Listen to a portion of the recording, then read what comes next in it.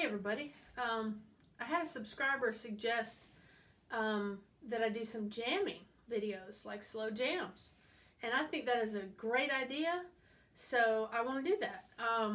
But first I think I need to do this. I'll just call it like an intro to jamming, and there are a few things you need to know and you need to be aware of before you just show up at a jam session. So I've jotted down a few things just to make sure I hit on them. And basically, one thing you want to do is you want to have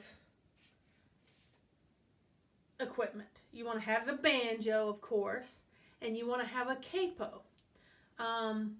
You want to be able to get into different keys. You want to be able to capo your 4 strings, and then you want to be able to capo your 5th string. Or if they're gonna if you want, you can get into 2 keys on your 5th string just by tuning that 5th string up from a G up to an A, and you can only play in 2 keys there. But if you see somebody using a capo, that'll be your hint that it's in a different key. Now, not everybody uses capos, and they just play in different keys. More advanced musicians can just play in different keys. But oftentimes you'll see a guitar and a banjo use a capo just to get into those other keys. So make sure you have a capo and that you have some way of capoing your 5th string. I've made other videos about that. You can watch those. So you want that, and you want to know some chords. So you use my basic claw hammer stroke that I have. And you know at least 5 chords. And I would say G, C, D, various versions of D, D and D7, F, and A are good to know. If you know those chords, you can do a lot of songs. So when you go to the jam, you'll be able to play most things if you know those chords. I have videos showing most of those chords, I believe. So go through and look. So yeah, before you go, you want to have that information. Know some chords. Have a capo. Be able to play some, a few of of your tunes several times through without stopping. So if you usually just play a song from beginning to end and then stop, keep going with it. Play it 2, maybe 3 times in a row without stopping. All right, so you get to the jam. You have found it online, or you've seen it advertised somewhere, or you've just seen some people gathering that play. Okay, so you show up at the jam, and the main thing I can tell you to do is just observe. Watch, watch, watch. Notice what they're doing. Notice how fast they're playing. You can figure out a lot about what's going on just by watching. So come in, have your case, sit down, and just observe for a couple of songs before you even start getting your banjo out. Depending on the way the jam is, they may get between a song and really, talk to you and invite you in, or they may not. So it's one of those things you want to feel it out to see kind of what the vibe is of that jam. If it's something that you're just kind of walking into. Other videos I have about watching the guitar, that'll help, stuff like that. Watch the speed at which they're playing. Like I said, if it's an advanced jam, you want to watch and stay back for most of that.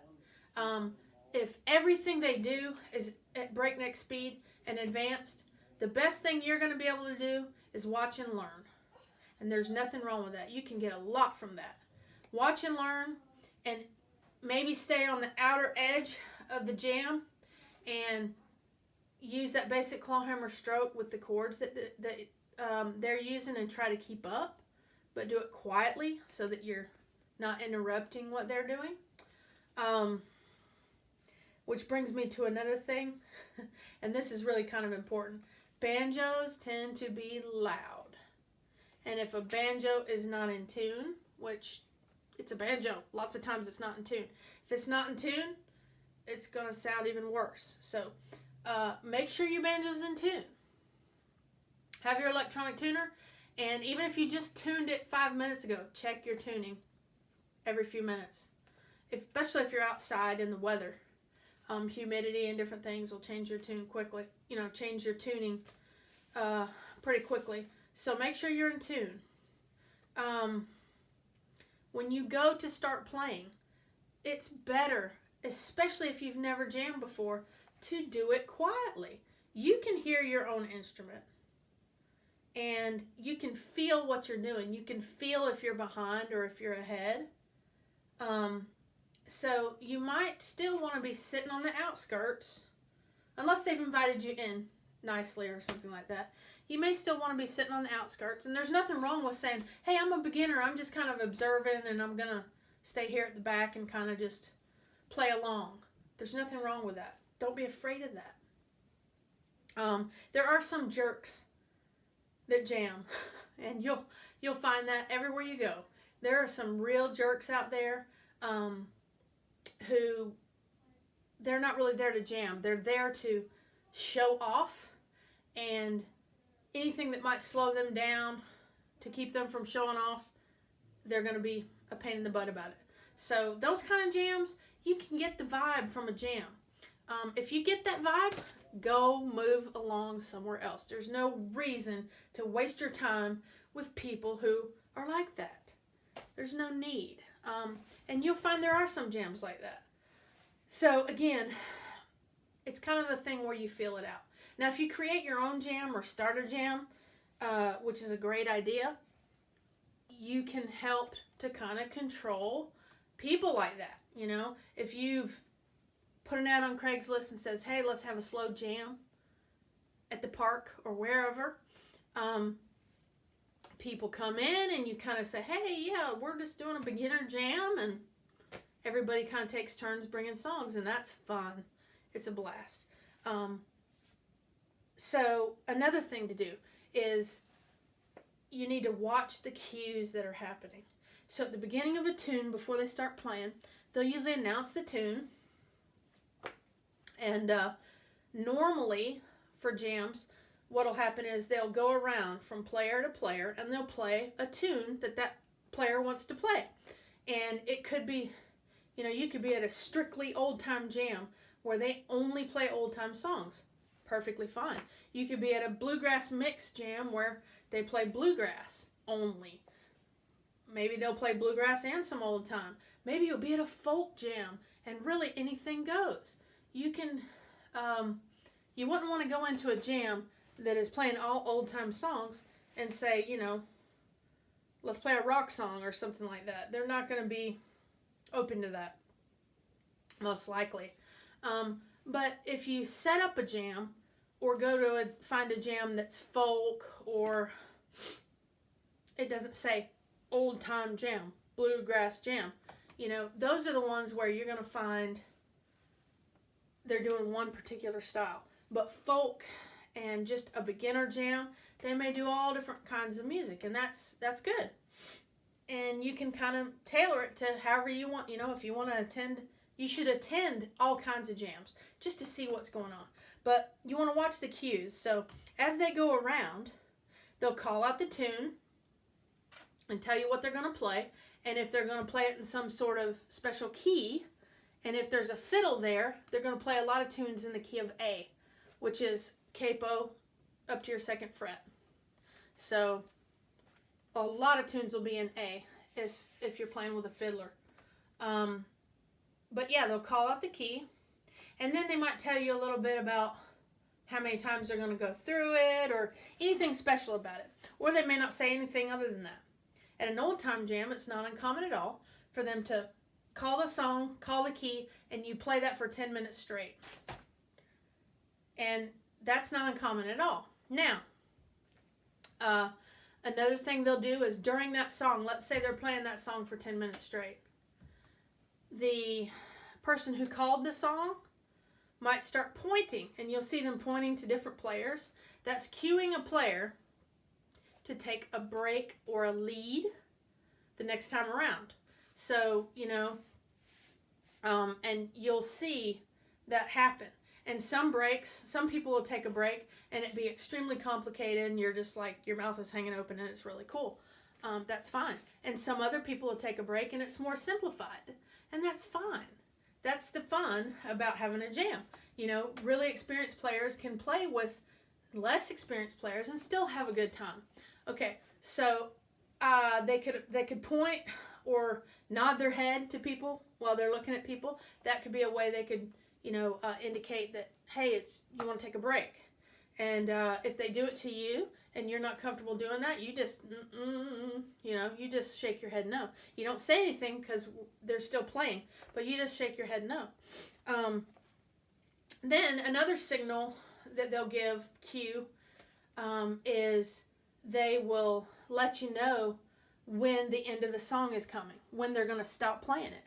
So they'll either the person who called the tune to begin with will say last time, or they'll raise their foot up off the ground to signal to everybody this is the last time we're playing through the song. And that way everybody ends together. You don't want to be ending and 3 or 4 people keep playing. It doesn't sound too good. But these are things to watch for as you're watching that jam session.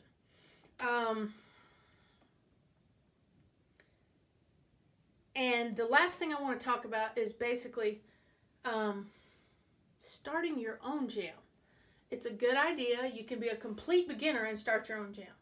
You can put a lot of places on Facebook, there's community pages, that people will belong to. So you could put a thing on a community page that's local to your area and say, hey, I play banjo and I want to have a beginner jam session at the park next weekend, or wherever meeting place you can think of. A lot of parks have those covered pavilions that you could meet at and play. I've done that and it's a blast. Coffee shops sometimes will have a board, where people are selling stuff or advertising their products. That's a good place to either find one or start one. Do that page where you've got your phone number 20 times on the bottom of the page where they can rip it off and put that, at your library, coffee shops, places like that, bookstores. Yeah, another good way is Craigslist. I've done that too. And it turned out that we had so much fun that we actually got together and formed into a band after that for a little while. But yeah, I've also just taken my instrument with me when I go places. If you just pop it in your trunk and have it with you. Because if you're at a park or any kind of outdoor event, there's a lot of times when you see somebody playing an instrument. And boy, what a fun thing that is to do, is to go grab that instrument and go up to that person and say, hey, mind if I, play with you? And boy, a lot of times they're going to want to do it. Unless, if they're doing it for money, if you see the hat out there with money, they probably, not all the time, but they probably don't want you joining in. Because they're actually doing a performance for people and they want to get paid. So that's not really the time to step in. But if you see people at a park or just, a farmer's market, something like that, go talk to them. Take your banjo. A lot of times people are really cool with it and they'll enjoy it with you. And lastly, take your banjo out whenever you're somewhere. You don't need to see somebody playing. You take your banjo out, you sit in the grass, and you start playing the songs that you know. Before you know it, you will have people coming up to you and they will either be bringing an instrument to play with you, or they will be asking you, hey, I play insert instrument here. Can we meet and play and practice? And next thing you know, you'll have a jam session. And it's not that hard to do, and it's a heck of a lot of fun. So give that a try and be ready, because I'm going to upload some jamming videos, and you can start getting ready to be a part of a jam. So until next time, remember, Jesus loves you.